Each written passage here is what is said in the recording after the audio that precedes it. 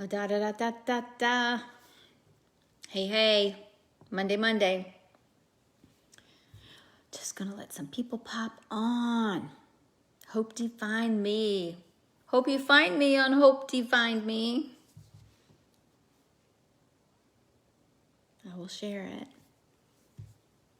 So it is Monday. I'm gonna let some people pop on here. Oh my goodness, sometimes what a crazy day I had. Let me just say that. I don't know how your day was, but mine was like crazy. Oh my goodness, it was crazy. But we had a wonderful dinner. We made a yummy dinner. We've been doing, Larry Berry and I have been doing this thing called HelloFresh. And it's really yummy. And so let me see who popped on. And so it's been yummy. We made that for dinner. We've been doing that for a little while now. We really enjoy it. It kind of pushes you out of your comfort zone, but gets you out of the rut, gets you doing some crazy things, cooking things, learning new techniques, new flavors. So that's what we've been up to today. Well, along with a bazillion other crazy things that weren't exactly, not everything was fun today. How was your Monday? Monday. Cassie. Hey, Cassie. Hi, girl. How are you, love? So this is Hope You Find Me, and on Mondays at 6:30, I just jump on here and just do a little motivational for people. I save it and it airs later on as well, so people can watch it. But basically, this time right now, and I'm learning as I do this that the Lord was really speaking to me in my heart earlier in the week, actually last week. Actually midweek last week, about the legacy. What is your legacy? What's the legacy you're leaving behind? What is the imprint on the earth that you're going to leave? And I was like, I'm learning that when he does that, when the Lord really puts something on my heart, I need to share it like then, not go, oh, great idea for a Monday, tuck that away in my little pocket and save it till Monday. So I'm learning as I go, but I did some research on it and everything, and I just really feel like the Lord wants us to be prepared and think about, what are we leaving behind? So many people live in the moment, and they live in, well, what's today all about? And, where's my next, cafe latte coming from? Instead of like, what is the imprint? If they did your eulogy today, what would they say about you? What did you do for others? What did you do for the kingdom? What did you do for that, when people think about you, what are they going to say? What are they going to remember you for? What did you do? What was your legacy? What was your, the imprint that you left on behind that people will remember you for? And I that's really important, because God calls different people to do different things, and he calls each and every one of us for a plan and a purpose, and he has a plan and a purpose for each and every one of us. But when he does that, it's like, wow, what's my plan? What's my purpose, right? So with that said, think about the ordinary people that he uses. He uses ordinary people, and they become extraordinary people. So, for example, think about, I was looking back in the Bible, and I was in Exodus, and I was thinking about Moses, and I was writing Moses down, because what an amazing life he had. I mean, he started with, okay, first of all, it doesn't even really say who his mom was. His mom was the birth of Moses. Well, first of all, the king of Egypt said that all male babies that were going to be born were going to be killed. And so his mom, which she doesn't really even have like a name. She was just a Hittite woman. And hi, Mama Tina. But anyway, so he was born, and she kept him and nursed him and kept him a secret as long as she could. But when he was like 3 months old, she couldn't keep him any longer, and she was very afraid that hi, Mama T, that he was going to be killed. So she actually made, hi, Bonnie Bon, good to see you, love. We're talking about legacy, and we're in Exodus right now, in Moses, and it's actually Exodus chapter 3 we're doing. But so his mom, Moses's mom, who kind of like, is amazing. What she did is that she put together and created a papyrus, like a little basket, like a boat. She put Moses as a baby in that. You've heard the story, seen the cartoons or whatever, and kind of nestled him into the reeds in the Nile, because she knew that the Pharaoh's daughter would be coming down to the riverbank edge and bathing. So Moses's mom sent Moses's daughter out to keep an eye on the baby Moses in the basket. And so as she was watching, the daughter was watching, and then the Pharaoh's daughter came down to the riverbank to bathe. And all of the maidens, were, going along the river's edge there. They found the basket. And so Moses's mom's daughter was the one that kind of came up and said, oh my gosh, what did you find? And of course, all the female hearts were just, oh, this beautiful baby, and he's crying, and what can we do to help him? And so they said, well, we need to find a wet nurse, someone that can nurse him. And so, of course, Moses's sister, but they didn't know that, said, oh, I know someone that just had a baby. And they said, please run and get her so she can nurse the baby. And she brings Moses's mom back to Moses, which I thought was really kind of cool that it all kind of played out. But you know what? God was behind the scenes working in that. So that's kind of what happened there. So then Moses's mom was actually nursing the baby. But when the baby was old enough, the Pharaoh's daughter became like the mom. Okay. And so then Moses grew up in there as a Hebrew, but he was like not a Hebrew. He was hidden from all of that. So anyway, but the reason I bring this up is that God had, put great favor over Moses's life. And what was his legacy? His legacy was huge. Imagine everything that happened. The mom putting him in the little basket into the river. It helped to launch him into his legacy. So with that, Moses, the first example that Moses has with God was the burning bush, and that was in chapter 3. And it was so neat because God called out to Moses. And I'm not seeing the comments. So if you guys are commenting, I can't see that. I don't know why it does that. But anyway, so God called out to him and said, Moses, Moses, here I am. And that was so neat because Moses heard him and saw him in the burning bush. And that was in Exodus 3, chapter 3, verse 4. But I love this because God was talking to Moses. They were having a conversation by this burning bush, and God said to him in verse 9, I hear the cries of my people. He said in verse 9, and how their cries have reached me. And that particular verse really, really spoke to me because in verse 9, he had seen everything for years and years, like 400 years, the Jewish people had suffered, and God knew that. But he said in verse 9, how their cries have reached me. Hi, Kimmy.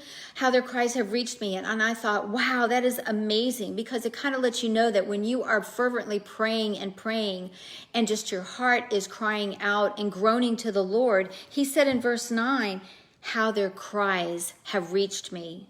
So for all those years, they reached him. God heard their prayers and heard their cries. So as he was talking to Moses there in the burning bush, he was saying all of this. And so Moses was kind of like, who am I? Because he says, I want you to lead my people out of this destruction and out of this despair. And there is a land that is flowing with milk and honey that I want you to bring them to. And there's a reason I'm talking to you about this. This is a legacy that Moses left. So he said to Moses, I want you to do that. Well, then Moses is like, whoa, me? I'm, not me. Maybe you meant to call someone else. Probably not me. I don't think it was me. But Moses says, who am I? Who am I? I am just like a nobody that I should lead the people out. He said. And that's in verse 11. And God said in verse 12, I will be with you. I will be with you. He is with us every day. He was with Moses. So he said, I will be with you.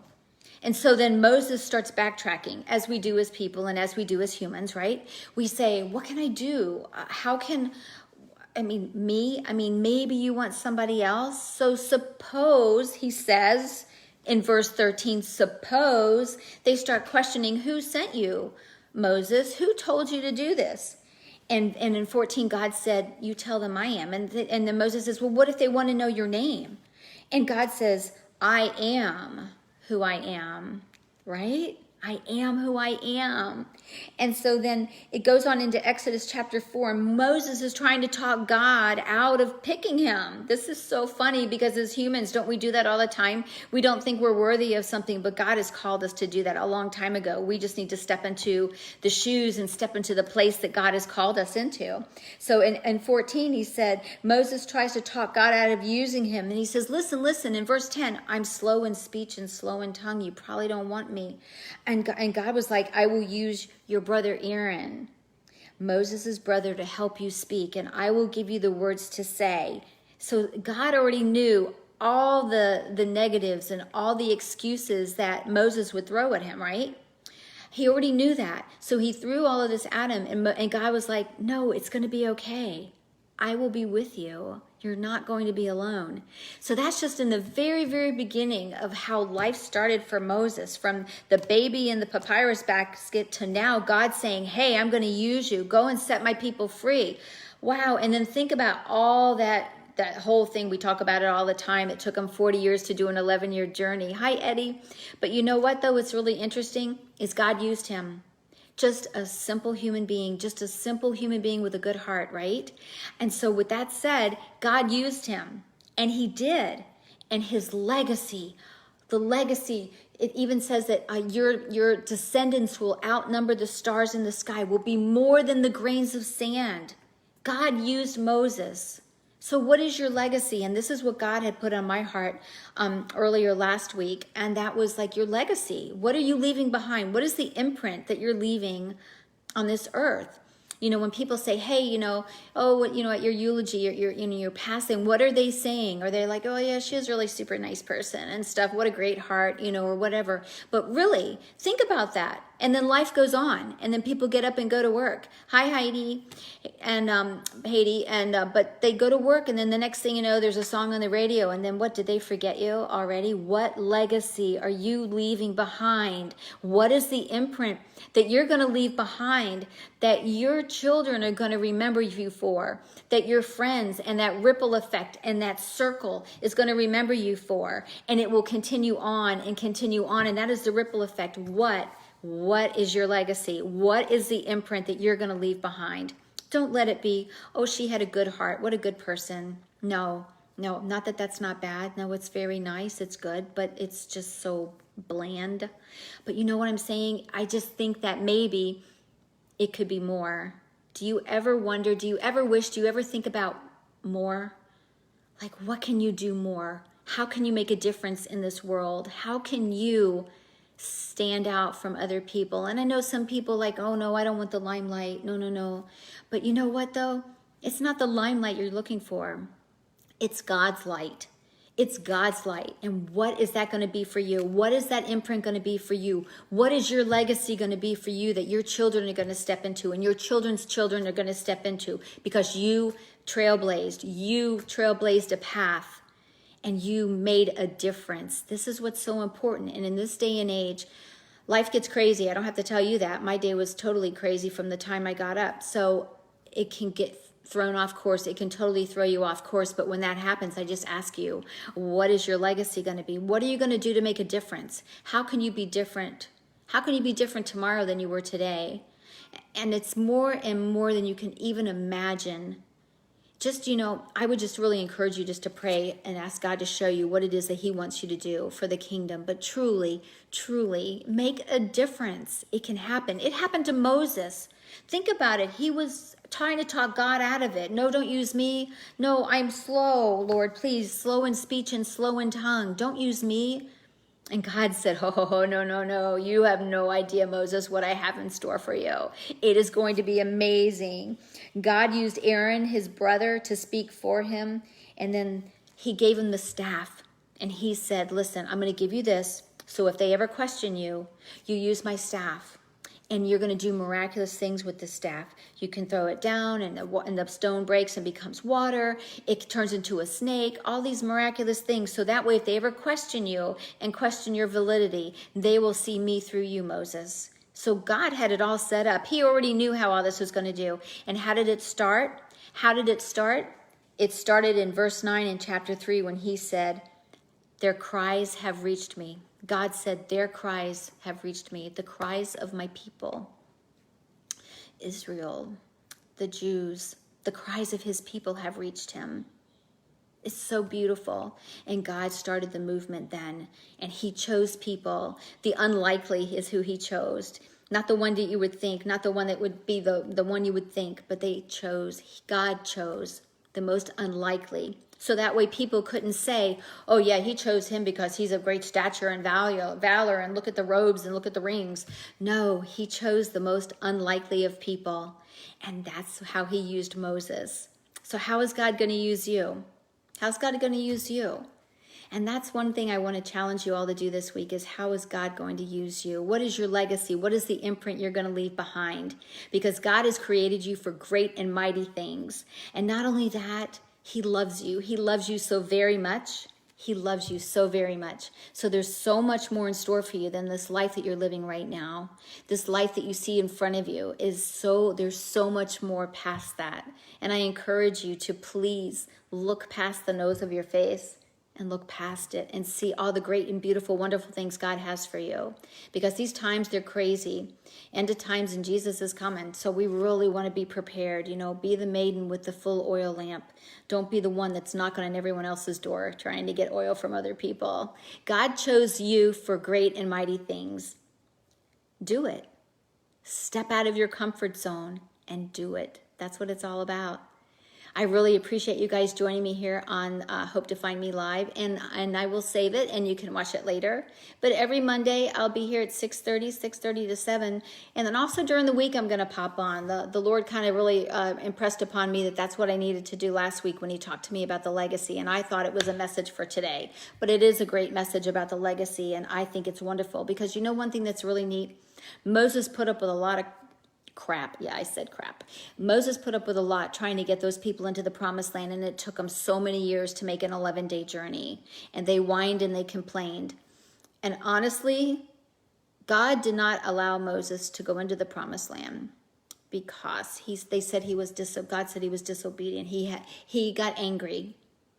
But honestly, I'm kind of like siding with Moses. I'm on Team Moses on this one, because he had to put up with all those whiny people for quite a while. So I totally get how he was over it and maybe yelled, whatever happened. But I'm just saying that he didn't get to go into the land of milk and honey. And maybe if they hadn't all complained, they all would have got there sooner. You know what I'm saying? So stop complaining about the boat you're in. Stop complaining about the journey you're on. Stop complaining and look in the mirror and realize that your life is really not that bad. That there's a whole lot more people out there with probably worse situations than what you have. So thank you so much for joining me. And I just think you guys are great and wonderful. And I will look forward to seeing you pop on during the week. Make sure you like the Hope to Find Me page, my Facebook page, Hope Defined Me. Like it. And then you'll catch every time I'm on live. All right. I look forward to seeing you guys with a new message next week or during the week sometime. But don't be surprised. I might just pop on. Thanks for joining me. Bye.